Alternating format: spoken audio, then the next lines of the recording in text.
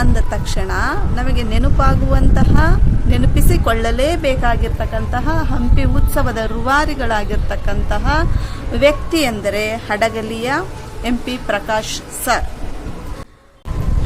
ನಮಸ್ಕಾರ. February 28 March 1, 2 Ballari ಭಾಗಕ್ಕೆ ಸಂತೋಷದ ಸಂಭ್ರಮದ ದಿನ ಎಂದರೆ ತಪ್ಪಾಗಲಾರದು. ಯಾಕೆಂದರೆ ಇದು ಹಂಪಿ ಉತ್ಸವ, ಜನೋತ್ಸವ, ಹಂಪಿಯ ಗತವೈಭವವನ್ನು ನೆನಪಿಸುವಂತಹ ದಿನಗಳಾಗಿರ್ತಕ್ಕಂಥದ್ದು. ಈ ದಿನ 3 ದಿನಗಳ ಕಾಲ ಅದ್ಧೂರಿಯಾಗಿ ಹಂಪಿ ಉತ್ಸವ ನಡೀತಾ ಇರತಕ್ಕಂಥದ್ದು ತುಂಬ ಖುಷಿ ಕೊಡುವಂತಹ ವಿಚಾರ. ಈ ಹಂಪಿ ಉತ್ಸವ ಅಂದ ತಕ್ಷಣ ನಮಗೆ ನೆನಪಿಸಿಕೊಳ್ಳಲೇಬೇಕಾಗಿರ್ತಕ್ಕಂತಹ ಹಂಪಿ ಉತ್ಸವದ ರೂವಾರಿಗಳಾಗಿರ್ತಕ್ಕಂತಹ ವ್ಯಕ್ತಿ ಎಂದರೆ ಹಡಗಲಿಯ MP Prakash sir. MP Prakash ಸರ್ಗೆ ಒಂದು ದೊಡ್ಡ ಕನಸಿತ್ತು. ಮೈಸೂರು ದಸರಾದ ಹಾಗೆ ಹಂಪಿಯಲ್ಲಿಯೂ ಕೂಡ ಒಂದು ಉತ್ಸವ ಆಗಬೇಕು, ಒಂದು ಗತ ವೈಭವ ಮರುಕಳಿಸಬೇಕು ಅನ್ನುವಂತಹ ಒಂದು ಮಹದಾಸೆ, ಮಹತ್ವಾಕಾಂಕ್ಷೆ ಅವರದಾಗಿತ್ತು. ಹಾಗಾಗಿ ಅದಕ್ಕೆ ಸಾಕಷ್ಟು ಪ್ರಯತ್ನಗಳನ್ನು ಮಾಡಿ ಇವತ್ತು ಇಷ್ಟು ದೊಡ್ಡ ಮಟ್ಟಕ್ಕೆ ಹಂಪಿ ಉತ್ಸವ ನಡೆಯೋದಕ್ಕೆ ಮೂಲ ಕಾರಣೀಕರ್ತರಾಗಿರ್ತಕ್ಕಂಥವರು MP ಪ್ರಕಾಶ್ ಸರ್. ಇವತ್ತು ಪ್ರಧಾನ ವೇದಿಕೆ ಹಂಪಿ ಉತ್ಸವದಲ್ಲಿ 6 ವೇದಿಕೆಗಳಿದ್ದಾವೆ. ಅದರ ಪ್ರಧಾನ ವೇದಿಕೆಗೆ MP ಪ್ರಕಾಶ್ ಸರ್ ಹೆಸರನ್ನು ಇಟ್ಟಿರ್ತಕ್ಕಂಥದ್ದು ತುಂಬ ಸಾರ್ಥಕ ಮತ್ತು ಶ್ಲಾಘನೀಯ ಕೆಲಸನೇ. ಇದು ಖುಷಿ ಕೊಡುವಂತಹ ಕೆಲಸ. ಈ 6 ವೇದಿಕೆಗಳಲ್ಲಿ ಸಾಕಷ್ಟು ಕಾರ್ಯಕ್ರಮ ಕೊಡ್ತಕ್ಕಂಥದ್ದು ಅತ್ಯಂತ ಮುಖ್ಯ ಘಟಕವಾಗಿರ್ತಕ್ಕಂತಹ ಧ್ವನಿ ಮತ್ತು ಬೆಳಕು ಕಾರ್ಯಕ್ರಮ ಇನ್ನವರೆಗೂ ನಡೆಯುತ್ತಿದ್ದು ಎಲ್ಲರೂ ಕಣ್ತುಂಬಿಕೊಳ್ಳಲೇಬೇಕಾಗಿರ್ತಕ್ಕಂತಹ ಅದ್ಭುತವಾದಂತಹ ಒಂದು ಕಲಾ ಪ್ರದರ್ಶನ ಅದಾಗಿರ್ತಕ್ಕಂಥದ್ದು. ಈ ಸಂದರ್ಭದಲ್ಲಿ ನಾವು MP ಪ್ರಕಾಶ್ ಸರ ಮೂಲವನ್ನು ಸ್ವಲ್ಪ ನೆನಪು ಮಾಡಿಕೊಳ್ಳೋಣ. MP ಪ್ರಕಾಶ್ ಸರ್ ಹೂವಿನಹಡಗಲಿ ಬಳ್ಳಾರಿ ಜಿಲ್ಲೆಯ, ಇವತ್ತಿನ ವಿಜಯನಗರ ಜಿಲ್ಲೆಯ ಹೂವಿನಹಡಗಲಿಯ ಅಕ್ಕಿಪೇಟೆಯಲ್ಲಿ ಮೂಲ ವಾಸವಾಗಿದ್ದಂಥವರು. ಅವರಿಗೆ ಅದೃಷ್ಟ ತಂದುಕೊಟ್ಟಂತಹ ಮನೆ ಇದೆ, ಇಲ್ಲಿ ತೋರಿಸ್ತಾ ಇದೇನಲ್ಲ, ಇದೇ ಅವರಿಗೆ ಅದೃಷ್ಟ ತಂದುಕೊಟ್ಟಂತಹ ಮನೆ ಅಂತ ಹೇಳ್ತಾರೆ. ಅವರು ಇಲ್ಲಿಗೆ ಬಂದಾಗ ಒಂದು ಚೀಲ ಮತ್ತು ಸೈಕಲ್ನಲ್ಲಿ ಬಂದಿದ್ರು. ಈ ಮನೆಯಲ್ಲಿ ಬಾಡಿಗೆ ಬಂದಿರ್ತಕ್ಕಂಥದ್ದು. ಈ ಮನೆಯನ್ನು ಬಾಡಿಗೆ ತಗೊಂಡ್ರು. ಇಲ್ಲಿಂದಲೇ ಅವರಿಗೆ ಅದೃಷ್ಟ ಖುಲಾಯಿಸ್ತು, ಅವರ ಒಂದು ಭವಿಷ್ಯ ಬದಲಾಯಿತು ಅನ್ನುವಂತಹ ಮಾತುಗಳು ಇದ್ದಾವೆ. ಹಾಗಾಗಿ ಇವರಿಲ್ಲಿ ಈ ಮನೆಯಲ್ಲೇ ಇದ್ದಾಗಲೇ ಇವರು MLC ಆದರು. ಅಲ್ಲಿಂದನೇ ಇವರ ಒಂದು ರಾಜಕೀಯ ಹಿನ್ನೋಟ ಆಗಲಿಲ್ಲ, ಮುಂದೆ ಸಾಕ್ಕೊಳ್ತಾ ಹೋಯಿತು ಅನ್ನುವಂತಹ ಮಾತುಗಳು ಇದ್ದಾವೆ. ಮುಂದೆ ಅವರು ದೊಡ್ಡ ಹುದ್ದೆಗೆ ಏರಿದಾಗ ಸಾಕಷ್ಟು ಜನರ ಒಂದು ಅಭಿಮಾನ ಇವರಿಗೆ ದೊರೆತಂಥ ಸಂದರ್ಭದಲ್ಲಿ ದೊಡ್ಡ ಮಟ್ಟಕ್ಕೆ ಏರಿದಾಗಲೂ ಕೂಡ ಬಹುದಿನಗಳ ಕಾಲ ಅವರು ಇದೇ ಮನೆಯಲ್ಲಿ ವಾಸವಾಗಿದ್ದರು. ನಂತರ ಅವರು ದೊಡ್ಡ ಮನೆಯನ್ನು ಕಟ್ಟಿಸಿಕೊಂಡು ಅಲ್ಲಿಗೆ ಹೋದಾಗ್ಯೂ ಕೂಡ ಈ ಮನೆಯನ್ನು ಅವರು ಬಿಟ್ಟು ಕೊಟ್ಟಿರಲಿಲ್ಲ. ಪ್ರತಿ ದಸರಾ ಹಬ್ಬಕ್ಕೊಮ್ಮೆ ಇಲ್ಲಿ ಬರ್ತಾ ಇದ್ರು. ಬಂದು ಇದನ್ನೆಲ್ಲ ತೊಳೆದು ಬೆಳೆದು ವರ್ಣ ಮಾಡಿ ಮತ್ತು ಇಲ್ಲಿಯೇ ಅವರು ಕುಟುಂಬ ಸಮೇತರಾಗಿ ಬನ್ನಿ ಮುಡಿದು ಹೋಗ್ತಾ ಇದ್ರು. ಜನರೆಲ್ಲ ಇಲ್ಲಿಗೆ ಬನ್ನಿ ಮುಡಿಯೋಕ್ಕೆ ಬರ್ತಿದ್ರು. ರುದ್ರಮ್ಮರಿರೋ ತನಕನೂ ಕೂಡ ಈ ಬನ್ನಿ ಮುಡಿಯುವಂಥದ್ದು ಇದೇ ಮನೆಯಲ್ಲಿ ನಡೆಯಿತು.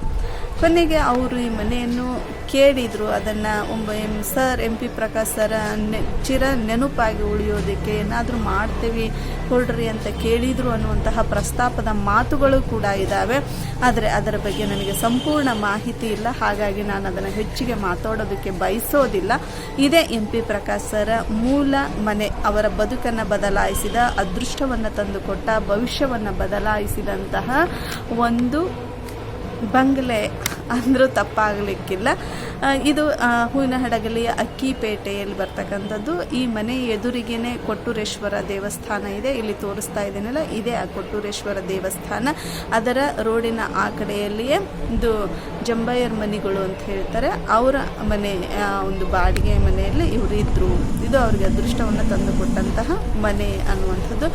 ಇಂತಹ ಮನೆಯಿಂದ ಒಂದು ಬಂಗಲೆಗೆ ಹೋದಂತಹ MP ಪ್ರಕಾಶ್ ಸರ್ ಯಾವುದೇ ಸ್ಥಿತಿಯಲ್ಲಿದ್ದಾಗಲೂ ಕೂಡ ತಮ್ಮ ಮೂಲವನ್ನು ಮರೆಯದೆ ಸದಾ ಕೊನೆಯ ತನಕ ಒಂದು ಸಮನ್ವಯತೆಯನ್ನು ಕಾಯ್ದುಕೊಂಡು ಹೋದಂತಹ ರಾಜಕೀಯವನ್ನು, ಕಲೆಯನ್ನು, ಶಿಕ್ಷಣವನ್ನು, ಸಮಾಜವನ್ನು, ಒಂದು ಮುತ್ಸದ್ದಿತನವನ್ನು ಒಂದು ಸಾಮಾಜಿಕ ಕಳಕಳಿಯನ್ನು, ನನ್ನದು ಅನ್ನುವಂತಹ ಅಭಿಮಾನವನ್ನು, ಸಂಸ್ಕೃತಿಯನ್ನು ಬೆಳೆಸಿದಂತಹ ಮತ್ತು ಅದನ್ನು ಪಾಲಿಸಿಕೊಂಡು ಹೋದಂತಹ ಸಣ್ಣವರೊಳಗೆ ಸಣ್ಣವರಾಗಿ, ದೊಡ್ಡವರೊಳಗೆ ದೊಡ್ಡರಾಗಿ, ಪ್ರಬುದ್ಧರಲ್ಲಿ ಪ್ರಬುದ್ಧರಾಗಿ, ಜನಸಾಮಾನ್ಯರಲ್ಲಿ ಜನಸಾಮಾನ್ಯರಾಗಿ ಇದ್ದಂತಹ ಅಜರಾಮರವಾಗಿರ್ತಕ್ಕಂತಹ ಇವತ್ತವರು ನಮ್ಮನ್ನು ಅಗಲಿ ಬಹುದಿನಗಳಾದರೂ ಕೂಡ ಇವತ್ತಿಗೂ ಕೂಡ ಹಡಗಲಿ ಅಂದ ತಕ್ಷಣ ಎಲ್ಲರೂ ಫಸ್ಟಿಗೆ ನೆನೆಸೋದು MP ಪ್ರಕಾಶ್ ಸರನ್ನೇ. ಎಲ್ಲೇ ಹೋದರೂ ನೀವು ಎಲ್ಲಿಯರು ಅಂದರೆ ನಾವು ಹಡಗಲಿಯರು ಅಂದ ತಕ್ಷಣ ಅವರು ಉಲ್ಲೇಖ ಮಾಡುವಂಥದ್ದು ಅಥವಾ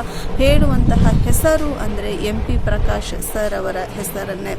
ಇವತ್ತಿಗೂ ಕೂಡ ಅವರು ಕೋಟಿಗಂಟಲೆ ಬೆಲೆ ಬಾಳುವಂತಹ ಹರಪನಹಳ್ಳಿ ರೋಡಿಗೆ ಇರುವಂತಹ ಆಸ್ತಿಯನ್ನು ಇವತ್ತು ದಾನವಾಗಿ ಕೊಟ್ಟು ಸಾವಿರಾರು ಶ್ರೀಮತಿ ರುದ್ರಾಂಬ MP ಪ್ರಕಾಶ್ ಪ್ರಥಮ ದರ್ಜೆ ಕಾಲೇಜು ಅಂಥೇಳಿ ಇವತ್ತು ಹೆಸರಾಗಿರ್ತಕ್ಕಂತಹ ಕಾಲೇಜಿನಲ್ಲಿ ಸಾಕಷ್ಟು ವಿದ್ಯಾರ್ಥಿಗಳು, ಇವತ್ತು ಗ್ರಾಮೀಣ ಪ್ರದೇಶದ ಬಡ ಕುಟುಂಬದಿಂದ ಬಂದಿರತಕ್ಕಂತಹ ಸಾಕಷ್ಟು ವಿದ್ಯಾರ್ಥಿಗಳು ಇವತ್ತು ಸರ್ಕಾರಿ ಕಾಲೇಜಿನಲ್ಲಿ ಶಿಕ್ಷಣವನ್ನು ಪಡೀತಾ ಇರುವುದರ ಮೂಲಕ ಪಡೆದು ಇವತ್ತು ಉನ್ನತ ಹಂತಕ್ಕೆ ಹೋಗಿರ್ತಕ್ಕಂತಹ ಸಾಕಷ್ಟು ಜನರಿಗೂ ಕೂಡ ಇವತ್ತು ಆಶ್ರಯ ಆದಂತಹ ಒಬ್ಬ ಮುತ್ಸದ್ದಿ ವ್ಯಕ್ತಿಯ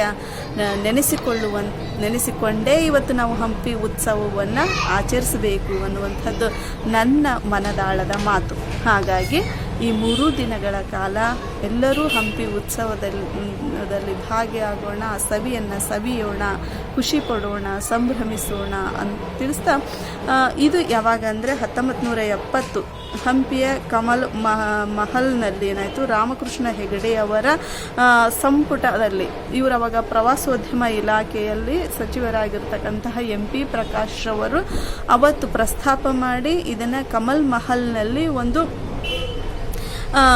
ಇದರಲ್ಲಿ ಏನು ಮಾಡ್ತಾರೆ, ವಿಜಯನಗರ ವೈಭವ ದರ್ಶನ ಅನ್ನುವಂತಹ ಹೆಸರಿನಲ್ಲಿ ಕಾರ್ಯಕ್ರಮವನ್ನು ನಡೆಸ್ತಾರೆ. 3 ದಿನಗಳ ಕಾಲ ಅಕ್ಟೋಬರ್ ನಡೆಸ್ತಾರೆ. ನಂತರ ಎಷ್ಟಂದರೆ 1988ರಲ್ಲಿ ಹೌದಾ, ಅಕ್ಟೋಬರ್ 24ರಿಂದ 26ರವರೆಗೂ ಕೂಡ ಮತ್ತೆ ಇದನ್ನು ಹಂಪಿ ಉತ್ಸವವನ್ನು ನಡೆಸ್ತಾರೆ.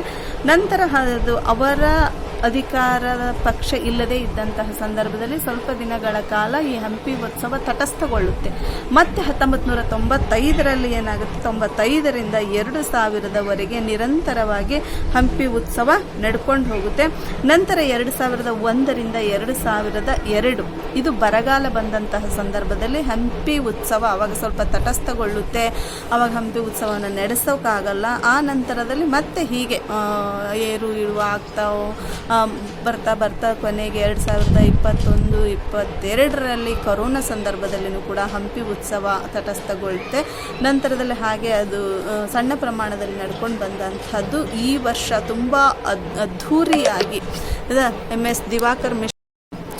MS ದಿವಾಕರ್ ಮಿಶ್ರಾ ಅವರ ಜಿಲ್ಲಾಧಿಕಾರಿಗಳ ನೇತೃತ್ವದಲ್ಲಿ ತುಂಬ ಚೆನ್ನಾಗಿ, ಅದ್ಭುತವಾಗಿ, ತುಂಬ ಸೊಗಸಾಗಿ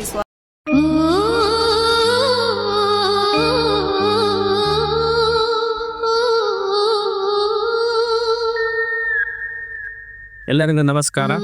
ನಮ್ಮ ನಾಡಿನ ಕಲೆ, ಸಂಸ್ಕೃತಿ, ಗತ ವೈಭವವನ್ನು ಮರುಸೃಷ್ಟಿಸುವ, ಯುವ ಪೀಳಿಗೆಗೆ ಪರಿಚಯಿಸುವ, ನಾಡ ಹಬ್ಬದಂತೆ ಆಚರಿಸಲ್ಪಡುವ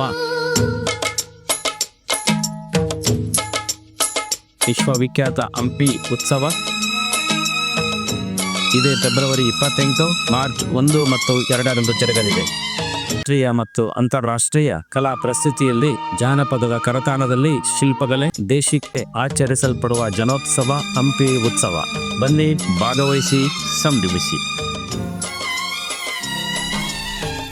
ಸ್ವಾರಸ್ಯಕರವಾಗಿ ಅಚ್ಚುಕಟ್ಟಾಗಿ ಹಂಪಿ ಉತ್ಸವ ನಡೀತಾ ಇರತಕ್ಕಂಥದ್ದು ತುಂಬ ಸಂತೋಷ, ಖುಷಿ ಕೊಡುವಂತಹ ಮತ್ತು ಬಳ್ಳಾರಿ ಜಿಲ್ಲೆ, ವಿಜಯನಗರ ಜಿಲ್ಲೆಗೆ ಹೆಮ್ಮೆ ತರುವಂತಹ ಒಂದು ವೈಭವ ಆಗಿದೆ. ಎಲ್ಲರೂ ಪಾಲ್ಗೊಳ್ಳೋಣ, ಎಲ್ಲರೂ ಖುಷಿ ಪಡೋಣ. ಅಲ್ಲಿರ್ತಕ್ಕಂತಹ ಪುಸ್ತಕ ಮಾರಾಟ ಮಳಿಗೆಗೂ ಕೂಡ ಕಡ್ಡಾಯವಾಗಿ ಹೋಗೋಣ. ಸಾಧ್ಯ ಆದಷ್ಟು ಪುಸ್ತಕಗಳನ್ನು ಮತ್ತು ಖಾದಿ ಉಡುಪುಗಳನ್ನು, ದೇಶೀಯ ಪರಿಕರಗಳನ್ನು ಖರೀದಿಸುವ ಮೂಲಕ, ಅವನ್ನ ಪ್ರೋತ್ಸಾಹಿಸುವ ಮೂಲಕ ಈ ಸಂಭ್ರಮದಲ್ಲಿ, ಈ ವೈಭವದಲ್ಲಿ ಎಲ್ಲರೂ ಭಾಗಿಯಾಗೋಣ ಅಂತ ತಿಳಿಸ್ತಾ ಮಾತುಗಳಿಗೆ ವಿರಾಮ ಹೇಳ್ತೇನೆ. ಧನ್ಯವಾದಗಳು.